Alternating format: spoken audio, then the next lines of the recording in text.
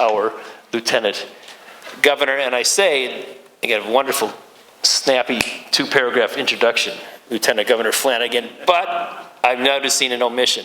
3 magic words, St. Louis Park. Lieutenant Governor Peggy Flanagan is a mom, an organizer, and member of the White Earth Band of Ojibwe. On November 6, 2018, she was elected the 50th Lieutenant Governor of Minnesota.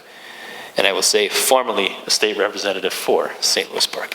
She has dedicated her life to giving back, particularly to children, families, communities of color, Native Americans, and low-income and working people.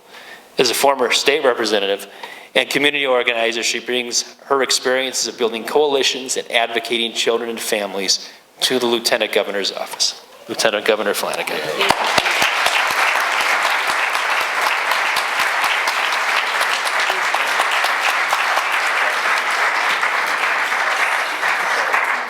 Well, Bonjour, Anin. Good afternoon to all of you. I'm really honored and humbled to be able to join you today. I want to thank Steve and JCRC. Steve is my neighbor, and so I want to make sure that I thank you for this, the hosting this event and making sure that we pause in community together. And the word that I keep coming back to that I have heard is liberation. What does it truly mean to be liberated? And I know as an Anishinaabe, as an Indigenous woman, I am not free unless you are free, unless we all are free. And one of the ways that we tend to each other, we tend to community, we tend to our democracy is by ensuring that we are fighting for the liberation of one another. And this day, honoring this day, helps us to do just that.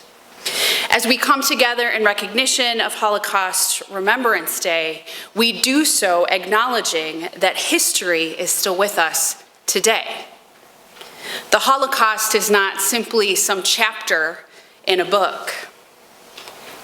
It's the truth.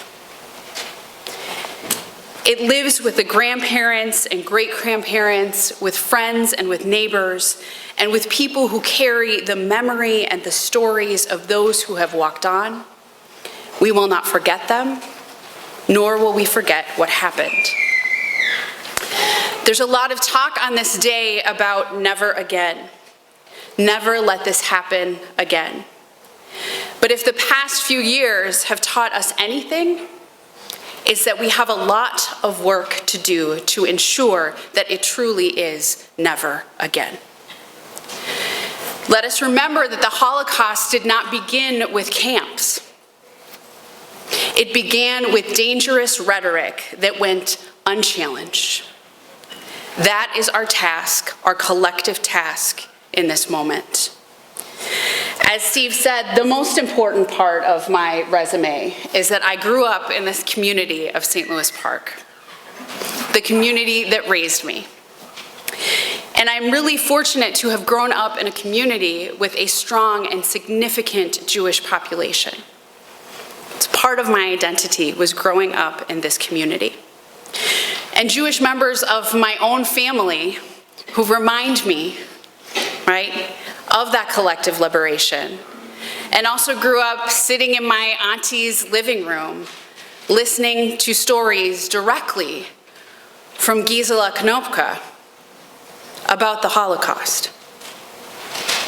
But you shouldn't have to grow up in a community like St. Louis Park or hear directly from a Holocaust survivor to know what is right and what is wrong. Hate and discrimination have no place in Minnesota, and the governor and I are taking every step possible to prevent it from happening in our communities.